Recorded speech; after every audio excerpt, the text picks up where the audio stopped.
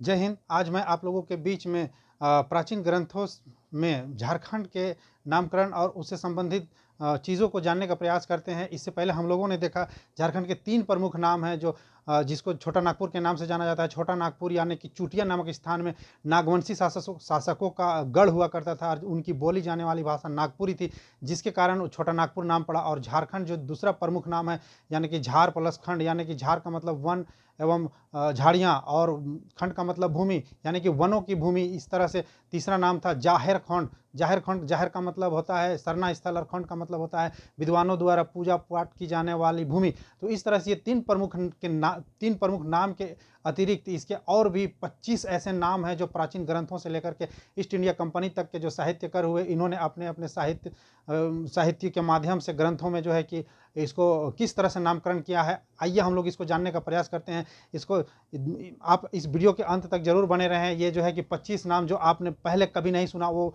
हम लोग इसको इस वीडियो पर चर्चा करने वाले हैं। तो जिसमें सबसे पहला है वायु पुराण, यानी कि मौर्य काल का समय काल था, जिसमें मुरंड के नाम से इसको जाना गया। समुद्रगुप्त यानी कि प्रयाग प्रशस्ति में गुप्त काल का दौर था, जिसमें कि मुरंड के नाम से इसको जाना गया। विष्णु पुराण, जिसमें जो गुप्त काल का समय काल था, इसमें इसको मुंड के नाम से जाना गया। भागवत पुराण यानी कि गुप्त काल का समय काल था, जिसमें इसको किकट प्रदेश के नाम से जाना गया।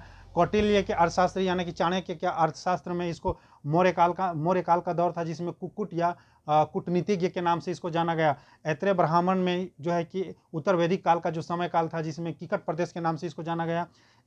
ऋग्वेद यानी कि ऋग्वेदिक काल का काल था, जिसमें वेदों की रचना हुई, जिसमें किकट प्रदेश के नाम से इसको जाना गया। अथर्ववेद यानी कि उत्तर वैदिक काल का समय काल था, जिसमें वरात्य प्रदेश के नाम से इसको जाना गया। महाभारत यानी कि दिग्विजय पर्व में इसको जो है कि महाकाव्य काल का समय काल था, जिसमें पुंडरीक या पशुभूमि के नाम से इसको जाना गया।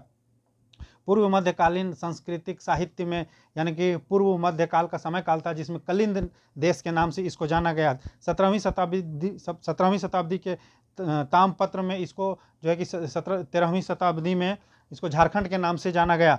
और तारीख फिरोज शाही में इस जो सल्तनत काल का समय काल आ गया था जी, इसमें इसको झारखंड के नाम से जाना गया। इस तरह से आगे देखते हैं तारीख बंगला, जो सल्तनत काल का समय काल था, जिसमें झारखंड के नाम से इसको जाना गया।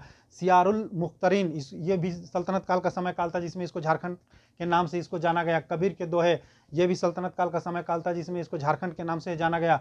और जैसे अकबर कबीर के दोहे में तो इसको झारखंड के नाम से जाना गया।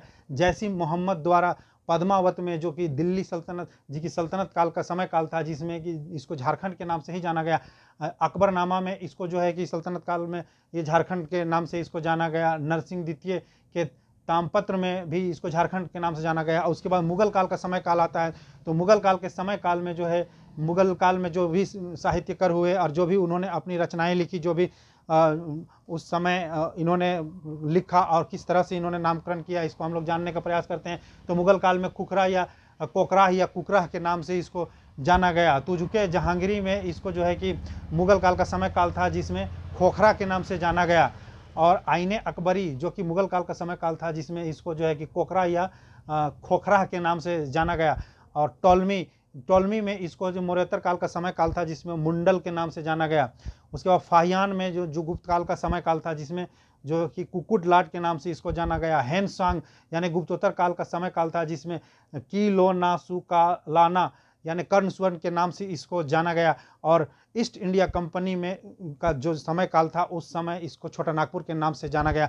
इस तरह से हम लोग देखें कि ये 25 नाम, जो कि वो 3 नाम के अतिरिक्त ये 25 नाम और भी हैं, जो अधिकतर कॉम्पिटिटिव एग्जाम में, प्रतियोगी परीक्षाओं में इसी से संबंधित प्रश्न पूछ लिए जाते हैं। और इससे बाहर आपको और भी कोई प्रश्न जो है, अगर नामकरण से पूछा जाएगा, तो इससे बाहर कोई भी प्रश्न नहीं होने वाला है। आई होप कि आपको ये वीडियो बहुत ही इन्फॉर्मेटिव लगी होगी। अगर लगी है तो इस चैनल को आप सब्सक्राइब कर लें और इसको ज़्यादा से ज़्यादा शेयर करें। नेक्स्ट वीडियो में हम लोग मिलते हैं एक इसी तरह की इन्फॉर्मेशन के साथ। तब तक के लिए धन्यवाद।